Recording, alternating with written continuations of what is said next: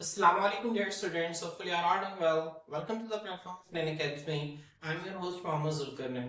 तो स्टूडेंट्स आज के इस वीडियो के अंदर हम 9th क्लास बायोलॉजी जो हमारी न्यू बुक है इसके चैप्टर नंबर 3 का नेक्स्ट टॉपिक स्टार्ट करेंगे जिसका टाइटल है वैक्यूल। स्टूडेंट्स ये एक ऐसी ऑर्गेनेली है जो कि सेल के अंदर पाई जाती है और ये प्लांट्स और एनिमल सेल दोनों के अंदर मौजूद होती है। इसके गिर्द एक मेम्ब्रेन होती है, एक मेम्ब्रेन बाउंडेड ऑर्गेनेली है और आपको पता है कि जो मेम्ब्रेन बाउंडेड ऑर्गेनेली होती है वो सिर्फ और सिर्फ यूकैरियोटिक सेल के अंदर पाई जाती है, वो प्रोकैरियोटिक सेल के अंदर मौजूद नहीं होती। तो ये यूकैरियोटिक सेल के अंदर पाई जाएगी और यूकैरियोटिक सेल में मैंने आपको कहा कि हम एनिमल और प्लांट दो इन सेल्स को डिस्कस करेंगे इस चैप्टर में। तो ये एनिमल सेल में मौजूद होगी और प्लांट सेल के अंदर भी मौजूद होगी। आपने इसको ज़हन में रखना है। फर्क क्या होगा स्टूडेंट्स, जो एनिमल सेल्स हैं इनमें छोटे छोटे वैक्यूल्स पाए जाते हैं, ठीक है, जिसमें एक फूड वैक्यूल जिसका जिक्र हमने लाइसोसोम्स के अंदर भी किया। जबकि जो प्लांट सेल्स हैं, प्लांट सेल्स जब छोटे होते हैं, इमेच्योर प्लांट सेल्स होते हैं, मतलब अभी पौधा जो है वो ग्रो कर रहा होता है, उसकी उतनी लेंथ नहीं होती, अभी छोटा होता है एक पौधा, तो उसके अंदर छोटे छोटे वैक्यूल्स पाए जाते हैं। लेकिन जैसे जैसे एक पौधा जो है वो बड़ा होता जाता है, उसके प्लांट सेल्स जो है वो मेच्योर होते जाते हैं, बालिग होते जाते हैं, तो आहिस्ता आहिस्ता उस सेल के अंदर वो जो छोटे छोटे वैक्यूल्स है ना वो आपस में मिलते जाते हैं और मिलकर एक बड़ा वैक्यूल बना देते हैं सेल के सेंटर में। और जब हमने न्यूक्लियस पढ़ा तो मैंने आपको बताया, तब भी हमने वैक्यूल का जिक्र किया कि प्लांट के अंदर जो न्यूक्लियस है ना वो साइड की तरफ पुश हुआ होता है, क्योंकि उसके सेंटर में बहुत बड़ा वैक्यूल मौजूद होता है जिसका स्ट्रक्चर जो है बिल्कुल गुब्बारे की तरह होता है। जैसे गुब्बारे की बारीक सी दीवार होती है और उसके अंदर जो है पानी भर दें आप गुब्बारे के अंदर, तो किस तरह से उसका स्ट्रक्चर जो है आपको नजर आएगा। बिल्कुल इसी तरह का वैक्यूल जो है प्लांट सेल के अंदर मौजूद होता है, जो कि प्लांट सेल को क्या रखता है, टर्जिट रखता है, सख्त रखता है। समझ आ रही है स्टूडेंट्स? तो स्टूडेंट्स आए हम अपने टॉपिक को स्टार्ट करते हैं और साथ साथ चीजों को रीड करते हैं। स्टूडेंट्स सबसे पहले बुक के अंदर लिखा हुआ है सिंगल मेम्ब्रेन बाउंड सैक्स। सैक्स कहते हैं थैलियों को। मैंने आपको पहले भी बताया, फील्ड जो कि भरी होती है विद फ्लूइड, ठीक है, लिक्विड के साथ। ये क्या है कि सिंगल मेम्ब्रेन बाउंडेड सैक्स है, एक ही मेम्ब्रेन से घिरी हुई थैलियां हैं जिनके अंदर क्या होता है स्टूडेंट्स, जिनके अंदर फ्लूइड होते हैं जो कि फ्लूइड्स से भरी होती हैं। ये इनके डेफिनेशन है, आप इनके डेफिनेशन की हेडिंग देंगे बुक के ऊपर, ठीक है, बुक के ऊपर आप हेडिंग्स बना लें, इसके डेफिनेशन और डेफिनेशन के साथ आप ये लिख देंगे कि सिंगल मेम्ब्रेन बाउंडेड सैक्स हैं जो कि फ्लूइड के साथ भरे होते हैं। इसके बाद स्टूडेंट्स आपके बुक के अंदर ना, ठीक है, इस वैक्यूल में दो पैराग्राफ्स हैं। जो फर्स्ट पैराग्राफ है उसमें डेफिनेशन के बाद जो आगे जितने भी लाइंस हैं वो वैक्यूल्स इन एनिमल सेल के टाइटल के अंदर आपने लिखनी है। मतलब आप क्या करेंगे, पेज के सेंटर में जब आप अगर ये लॉन्ग क्वेश्चन आ गया तो आप पेज के सेंटर में वैक्यूल्स, ठीक है, इन एनिमल सेल एक बड़ी हेडिंग देंगे और उसके नीचे फिर आप ये पॉइंट्स लिखेंगे। उसके बाद आप दूसरी जो बड़ी हेडिंग देंगे वो देंगे वैक्यूल्स इन प्लांट सेल और उसके नीचे सारे पॉइंट्स लिखेंगे। क्लियर?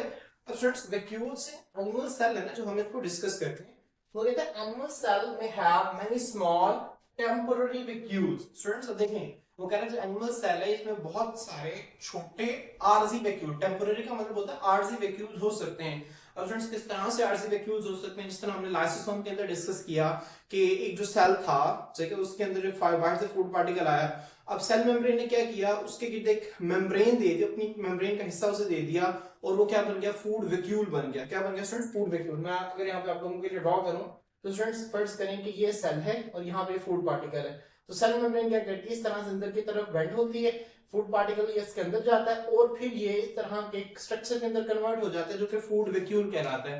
अब स्टूडेंट्स ये फूड वैक्यूल जो है ये मुस्तकिल सेल के अंदर नहीं रहेगा कि सारी जिंदगी इसने सेल के अंदर ही रहना है, बल्कि क्या होगा, कुछ देर के बाद ये लाइसोसोम के साथ मिलेगा, लाइसोसोम इसे तोड़ देगा और ये खत्म हो जाएगा। इसी वजह से वो कह रहा है कि एनिमल सेल्स के अंदर छोटे वैक्यूल्स होते हैं और वो आरजी होते हैं, वो टेम्पररी होते हैं, वो परमानेंट नहीं होते। तो आपने इसको ध्यान रखना है कि एनिमल सेल्स जो है उनके अंदर बहुत सारे छोटे छोटे आरजी वैक्यूल्स होते हैं। अब इनके अंदर क्या होता है, they contain water and food substances. अगर स्टूडेंट्स ये वही है कि अगर जो है जिस मटेरियल को अगर सेल ले रहा है अगर वो लिक्विड है तो उस वैक्यूल के अंदर वाटर होगा, और अगर सेल जो है सॉलिड सब्सटेंस को ले रहा है तो उसके अंदर क्या होगा, सॉलिड होगा, फूड पार्टिकल होंगे। क्लियर? तो स्टूडेंट्स इस वैक्यूल के अंदर जो है वाटर भी हो सकता है और फूड सब्सटेंसेस भी हो सकते हैं। क्लियर? अब स्टूडेंट्स इस तरह से दो एरोस बना के लिखेंगे। उसके बाद फ्रेंड्स आप आगे ये सब हेडिंग है इसकी, कॉन्ट्रैक्टाइल वैक्यूल की आप हेडिंग देंगे। अब स्टूडेंट्स नाम से जाहिर है कॉन्ट्रैक्ट, कॉन्ट्रैक्ट का मतलब होता है सुकड़ना, कॉन्ट्रैक्टाइल वैक्यूल। अब होता क्या है हमारे पास, जो फ्रेश वाटर है ना स्टूडेंट्स, अब देखिए मैं फ्रेश वाटर का कॉन्सेप्ट भी आपको बताता चलूं। हमारे पास ना पानी दो तरह का होता है, एक होता है ऐसा पानी जो पीने के काबिल है, इसे हम कहते हैं फ्रेश वाटर, और एक पानी जो पीने के काबिल नहीं है, जो कि समुद्री पानी आता है, जिसे मैरीन वाटर भी कहते हैं, सी वाटर भी कहते हैं, ठीक है। ये जो ओशंस का पानी है, समुद्र का पानी, इसमें नमकियात बहुत ज्यादा होती हैं, ये पीने के काबिल नहीं होता, ठीक है, इसे मैरीन वाटर कहते हैं। जबकि वो पानी जो पीने के काबिल है, जिसमें नमकियात कम होती हैं, इसे हम फ्रेश वाटर कहते हैं। तो स्टूडेंट्स, फ्रेश वाटर जो है, इसके अंदर कुछ जानदार रहते हैं, ठीक है। अब उन जानदारों, देखिए ना, वो पानी के अंदर रह रहे हैं। अब पानी क्या होगा, उनके सेल्स के अंदर ना मुसलसल दाखिल होता है।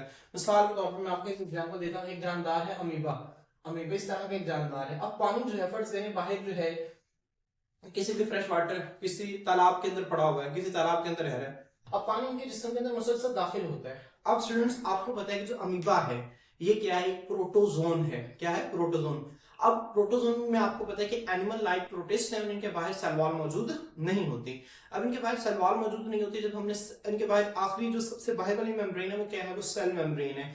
और आपको ये भी पता है कि जो सेल मेम्ब्रेन है, वो नाजुक होती है, ठीक है, इलास्टिक होती है, बारीक होती है और नाजुक होती है। तो अगर जो है वो पानी के सेल्स के अंदर मुसलसल दाखिल होता रहेगा, तो एक वक्त आएगा इनका सेल फट जाएंगे और ये मर जाएंगे, खत्म हो जाएंगे, इनकी डेथ हो जाएगी अमीबा की।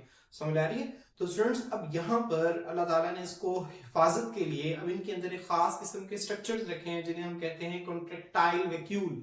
अब होता क्या है, पानी के जिस्म के अंदर जो दाखिल होता है, लेकिन ये क्या करते हैं, ये सारे पानी को और उस पानी के साथ इनके जिस्म के अंदर जो वेस्ट मटेरियल्स होते हैं, जो फालतू मादे होते हैं, ठीक है, जो कि इनके जिस्म के अंदर कई सारे केमिकल रिएक्शंस के नतीजे में बनते हैं, उस पानी के साथ उन वेस्ट मटेरियल्स को ये अपने वैक्यूल के अंदर डाल देते हैं। किसके अंदर डाल देते हैं? वैक्यूल के अंदर डाल देते हैं। फिर स्टूडेंट्स, क्या होता है, यहाँ पे वैक्यूल है ना, जो भर जाता है पानी से, फिर अचानक से क्या करता है, इस तरह से कॉन्ट्रैक्ट करता है। क्या करता है? कॉन्ट्रैक्ट करता है। कॉन्ट्रैक्ट करता है तो प्रेशर के साथ जितना भी पानी से अंदर भरा हुआ है, वो सारा सेल से बाहर चला जाता है, और उस पानी के साथ वेस्ट मटेरियल्स भी सेल से बाहर चले जाते हैं। स्टूडेंट्स, इससे कहते हैं कॉन्ट्रैक्टाइल वैक्यूल, मतलब जो इस तरह से सिकुड़ने की सलाहियत रखता है। होता क्या है, उसके अंदर पानी और वेस्ट मटेरियल जमा होते हैं, जो भर जाते हैं, तो फिर अचानक से कॉन्ट्रैक्ट करता है, और फिर जो प्रेशर के साथ सिकुड़ता है, तो उस पानी को प्रेशर के साथ जो है बाहर निकाल देता है। समझ आ रही है स्टूडेंट्स? तो इस तरह से ये कॉन्सेप्ट है कॉन्ट्रैक्टाइल वैक्यूल के, आपसे शॉर्ट क्वेश्चन में पूछा जा सकता है। हम इसको रीड करते हैं। वो कहता है सम फ्रेश वाटर ऑर्गेनिजम्स, कुछ ताजा पानी में रहने वाले जानदार, लाइक अमीबा। स्टूडेंट्स, अमीबा एक यूनिसेलुलर ऑर्गेनिज्म है। क्या है? यूनिसेलुलर ऑर्गेनिज्म है, एक सेल वाला जानदार है, ठीक है। इसकी शेप जो है पर्टिकुलर, इसकी कोई शेप नहीं होती, ठीक है, क्योंकि इसकी शेप को चेंज करते रहते हैं। तो आप इस तरह सर्कल में किसी भी तरह की शेप बना लेंगे तो अमीबा बन जाएगा, ठीक है। एंड स्पॉन्जिस, स्पॉन्जिस किसे कहते हैं स्टूडेंट? जिस तरह आपने अक्सर देखा हो, ठीक है, स्पंज, ठीक है, अक्सर मिस्त्री इस्तेमाल करते हैं प्लास्टर के ऊपर मारने के लिए, या फिर आपने कॉस्मेटिक्स में देखी हो स्पंज, ठीक है, जिससे, ठीक है, कॉस्मेटिक्स का जो सामान है उसको फेस वगैरह पे लगाया जाता है, ठीक है, वो स्पंज होती है। उससे भी इसी तरह के जानदार, बिल्कुल इसी तरह के जानदार जो है वो स्पॉन्ज होते हैं, ठीक है, ये समुद्री पानी के अंदर पाए जाते हैं और ताजा पानी के अंदर भी मौजूद होते हैं, इन्हें स्पॉन्जेस कहते हैं। पहले ये जो चीजें हैं ना, ये तो आर्टिफिशियल है ना, जो कि हमारे यहाँ पे मौजूद हो, जितना फोम हो गई, बेड की फोम हो गई, इस तरह, ये तो आर्टिफिशियल है, ठीक है, इंडस्ट्रीज के अंदर तैयार होती हैं। लेकिन पहले इसी तरह वो जो स्पॉन्जेस थे ना, उन्हें इसी पर्पज के लिए इस्तेमाल किया जाता था। वो जो स्पॉन्जेस थे उन्हें इसी पर्पज के लिए इस्तेमाल किया जाता था, इसी वजह से इन्हें स्पॉन्ज कहा जाता है, ठीक है, जिसे हम स्पंज कहते हैं। ये स्पॉन्जेस हैं, इस तरह के जानदार होते हैं, ये समुद्री पानी और ताजा पानी के अंदर, दोनों के अंदर मौजूद होते हैं। अब स्टूडेंट्स, ये क्या करते हैं, ये भी ताजा पानी के अंदर रहते हैं, इनके सेल्स के अंदर भी मुसलसल पानी दाखिल होता है, तो इनके पास भी कॉन्ट्रैक्टाइल वैक्यूल्स होते हैं। तो अमीबा और स्पॉन्जेस की मैं उम्मीद करता हूं कि आप लोगों को समझ आ गई होगी। कुछ फ्रेश वाटर ऑर्गेनिज्म जैसे कि अमीबा और स्पॉन्जेस हैव कॉन्ट्रैक्टाइल वैक्यूल्स, इनमें क्या होते हैं, कॉन्ट्रैक्टाइल वैक्यूल्स होते हैं, विच कलेक्ट, जो कि इकट्ठा करते हैं, एंड पंप आउट, ठीक है। पंप आउट का मतलब होता है बाहर प्रेशर के साथ निकाल देना। पंप आउट, बाहर निकाल देते हैं एक्स्ट्रा वाटर, इजाफी पानी को, एंड अदर वेस्ट, और दूसरी जो फालतू मारते हैं उनको क्या करते हैं, बाहर निकाल देते हैं। तो स्टूडेंट्स, होपफुली आपको इसकी समझ आ गई होगी। अब नेक्स्ट जो आप हेडिंग बनाएंगे, सब हेडिंग बनाएंगे, वो है फूड वैक्यूल। किसकी है students? Food vacuole. Food vacuole में क्या है, वो कहते हैं सम सेल्स इंजेस्ट। स्टूडेंट्स, इंजेस्ट का मतलब होता है, ठीक है, किसी चीज को अंदर लेना। जैसे हम खाने को मुंह के जरिए अंदर लेते हैं ना, हम इसे कहते हैं इंजेक्शन, ठीक है, हम नवाले को मुंह में डालने से कहते हैं इंजेस्ट करना। हम खाने को क्या कर रहे हैं, इंजेस्ट कर रहे हैं। अब ये जो सेल है ना, जैसे मैंने आपको यहाँ पे मैं बड़ा करके अगर आपको दिखाऊं, यहाँ पे एक सेल है और ये फूड पार्टिकल है, तो ये सेल क्या कर रहा है, इसे जब अंदर लेके इसे हम कहेंगे इंजेस्ट कर रहा है, इसे खा रहा है। तो कुछ सेल्स जो है वो फूड को क्या करते हैं, इंजेस्ट करते हैं, वो फॉर्मिंग फूड वैक्यूल्स, क्या बनाकर, इस तरह के फूड वैक्यूल्स बनाकर फूड को क्या करते हैं, वो इंजेस्ट करते हैं, अपने बॉडी के अंदर लेते हैं, अपने अंदर लेते हैं, ठीक है। उसके बाद स्टूडेंट देखें, फूड वैक्यूल्स जो हैं और आल्सो स्टोर फूड। जो फूड वैक्यूल्स हैं, ये क्या करते हैं, खुराक को स्टोर करने का काम भी करते हैं। जब हम इजाफी जो फर्ज करें कि आपने क्या किया, ठीक है, इजाफी खाना खा लिया, अब जितना खाना आपकी बॉडी को रिक्वायर है, जो उस खाने से जितनी एनर्जी, ठीक है, जितना काम आपने करना है, उतने खाने को आपकी बॉडी तोड़कर उसमें से एनर्जी निकाल लेगी। जो इजाफी वाला खाना है ना, ठीक है, उसको बॉडी जो है वो सेल्स के अंदर जमा करेगी, उसको जो है बॉडी मुस्तकबिल में इस्तेमाल के लिए रख लेगी। समझ आ रही है? ठीक है, काफी हमारे जैसा मसल सेल्स के अंदर और हमारे जिगर के जो सेल्स हैं, इनमें ना ग्लाइकोजीन स्टोर कर लेते हैं। ठीक है, ग्लाइकोजीन क्या होती है? ये जिस तरह पौधे हैं ना, जो पौधे के अंदर जो शुगर है वो स्टार्च की शक्ल में जमा होती है। मैंने आपको बताया था ना, शुगर मॉलिक्यूल्स आपस में मिलते जाए तो क्या बनता है? स्टार्च बनता है। इसी तरह जब स्टार्च को हम खाते हैं तो हमारी बॉडी में वो स्टार्च पहले शुगर के अंदर टूटती है, फिर जब हमारे जिस्म के अंदर जमा होती है ना वो शुगर, वो जो ग्लूकोज है, तो वो स्टार्च की शक्ल में नहीं बल्कि एक और शक्ल जिसे कहते हैं ग्लाइकोजिन, उसकी शक्ल में हमारे सेल्स के अंदर वो जमा होना शुरू हो जाती है और वो लिवर और मसल सेल्स के अंदर जमा होती है, तो वो फूड वैक्यूल्स की शक्ल में जमा होती है। समझ आ रही है? तो स्टूडेंट्स कुछ सेल्स हम क्या करते हैं, फूड वैक्यूल्स जो हैं, ठीक है, वो फूड को स्टोर करने का काम भी करते हैं। तो स्टूडेंट्स मैं उम्मीद करता हूँ कि आप लोगों को वैक्यूल्स इन एनिमल सेल की अच्छी तरह समझ आ गई होगी। आप लोगों ने इसे अच्छी तरह से देख लेना और इसे अच्छी तरह से याद कर लेना है। फ्रेंड्स इसके बाद जो है हमारे पास वैक्यूल्स इन प्लांट सेल्स। तो फ्रेंड्स प्लांट सेल्स में वैक्यूल, मैंने अभी आपको बताया कि जो इमेच्योर प्लांट सेल्स होते हैं, जो छोटे छोटे प्लांट सेल्स होते हैं, उनमें छोटे छोटे वैक्यूल्स होते हैं। लेकिन जैसे जैसे एक प्लांट जो है वो बड़ा होता जाता है, प्लांट सेल, तो उसके अंदर छोटे छोटे वैक्यूल आपस में मिलकर एक सेंटर में एक बड़ा वैक्यूल बना देते हैं। और वो जो बड़ा वैक्यूल है वो न्यूक्लियस को साइड पर धकेल देता है, जिसमें आपको यहाँ पर डायग्राम में नजर भी आ रहा है। ये मैंने आपके सामने एक प्लांट सेल ड्रॉ किया, दरम्यान में आपके जो नजर आ रहे हैं सेंट्रल वैक्यूल है, और ये ग्रीन कलर का न्यूक्लियस, इससे न्यूक्लियस को साइड पर धकेल दिया। ठीक है, अब फ्रेंड्स देखें, many mature plant cells have a single, वो मैच्योर का मतलब होता है बालिग, मतलब बड़ा हो गया है प्लांट सेल, छोटा नहीं है। ठीक है, ये बड़े किसी बड़े पौधे का प्लांट सेल है। मैनी मैच्योर प्लांट सेल जो है उनकी हैव अ सिंगल, एक, ठीक है, लार्ज, बड़ा, एंड सेंटर, और दरमियान में क्या होता है? वैक्यूल होता है। ठीक है, अब फ्रेंड्स ये जो लाइन है ना आगे, ये बुक में दो तीन लाइनें आगे लिखी हुई है, लेकिन आपने वहां पे नहीं लिखना, आपने इसको यहाँ पे लिखना है। क्लियर? ये जो लाइन है ना, due to this large vacuole nucleus is pushed to one side, इस बड़े वैक्यूल की वजह से जो न्यूक्लियस है वो एक साइड पर धकेल दिया जाता है। ठीक है, लाइन जो है बुक में आगे लिखी हुई है, तीन चार लाइनें छोड़ के, लेकिन आप लोगों ने कोशिश करना है कि इस लाइन को वहां पे ना लिखें बल्कि यहाँ पे इसके साथ लिखने। क्लियर? जो कि टेक्स्ट बुक के अंदर चीजें जो है वो अरेंज फॉर्म में नहीं होती। ठीक है, तो आप अगर कहीं पर इस तरह से आ जाए तो आप इसे अरेंज कर लें। अब इससे फायदा क्या होगा? इससे फायदा होगा कि अगली हमारी जो हेडिंग्स है ना वो तरतीब से अच्छी हेडिंग्स बन जाएंगी। अब स्टूडेंट्स आगे देखें, it is formed by fusion. Fusion का मतलब होता है स्टूडेंट्स मिलना। फ्यूजन का क्या मतलब होता है? मिलना ऑफ मेनी स्मॉल वैक्यूल्स, बहुत सारे छोटे छोटे वैक्यूल्स की आपस में मिलने से बनते हैं। स्टूडेंट्स समझ आ रही है? ये बहुत सारे छोटे छोटे वैक्यूल्स की आपस में मिलने से बनते हैं। तो स्टूडेंट्स ये दो लाइन देख के उसके बाद आप हेडिंग देंगे कि टोनोप्लास्ट। अब फ्रेंड्स टोनोप्लास्ट क्या होता है? बहुत आसान है। टोनोप्लास्ट की डेफिनेशन क्या है? जो पौधे के अंदर जो सेंट्रल लार्ज वैक्यूल होता है, उसकी जो बाहर वाली दीवार है, मेम्ब्रेन है, इससे हम क्या कहते हैं? टोनोप्लास्ट कहते हैं। जैसे सेल की मेम्ब्रेन को हम क्या कहते थे? ठीक है, अगर हम एनिमल सेल की बात करें, एनिमल सेल में सबसे बाहर वाली मेम्ब्रेन है सेल मेम्ब्रेन कहते थे। इसी तरह वैक्यूल की जो बाहर वाली मेम्ब्रेन है, फ्रेंड्स ये जो इसके आपको नजर आ रही है, इसे हम कहते हैं टोनोप्लास्ट। क्या कहते हैं? टोनोप्लास्ट। ठीक है, अब इसको ध्यान रखें, the membrane of plant vacuole is called last. ठीक है, आप लोगों से एमसीक्यू में भी पूछा जा सकता है, शॉर्ट क्वेश्चन में आ सकता है, तो आपको शॉर्ट क्वेश्चन में अगर पूछ लेंगे तो टोनोप्लास्ट की डेफिनेशन और साथ आप पौधे की डायग्राम बनाकर और उसको लेबल करेंगे कि सेंटर में वैक्यूल है और ये उसका जो वैक्यूल की दीवार है टोनोप्लास्ट है। उसके बाद स्टूडेंट्स आपसे पूछा जाएगा सेल सैप। स्टूडेंट्स सैप किसे कहते हैं? ठीक है, सैप किसे कहते हैं? सैप के मतलब आप जो है लिख लेंगे। ठीक है, लिखने के ऊपर सैप किसे कहते हैं? Mixture of water and salt is called SAP. लिख लें, mixture of water and salt is called SAP. पानी और नमकियात के जो मिक्सचर है ना, जब दोनों मिल जाते हैं, इसे हम क्या कहते हैं? सैप कहते हैं। समझ आ रही? अब फ्रेंड्स, अब सेल के अंदर चूंकि वाटर एंटर होता है, तो वो सिर्फ वाटर नहीं होता बल्कि उसके अंदर सॉल्ट्स भी होते हैं। ठीक है, सल्यूट भी होता है उसके अंदर। तो अब वो जो इजाफी वाटर, ठीक है, जो कि प्लांट सेल के अंदर प्लांट जो है वो जमीन से जज़ब करता है, जड़ों से जज़ब करता है, जो वो प्लांट सेल के अंदर दाखिल होता है, तो प्लांट क्या करता है? उस इजाफी वाटर को अपने वैक्यूल के अंदर जमा करता जाता है। अब इससे होता क्या है? वैक्यूल के अंदर पानी भरता जाता है, भरता जाता है, भरता जाता है, और बिल्कुल वो एक जगह जिस तरह से गुब्बारा होता है ना, गुब्बारे के अंदर पानी प्रेशर के साथ भर दें, इस तरह से वो जो है वो प्रेशराइज्ड शेप अटेन कर लेता है। इसी तरह से पौधे का जो वैक्यूल है वो भी इसी तरह की एक शक्ल इख्तियार कर लेते हैं।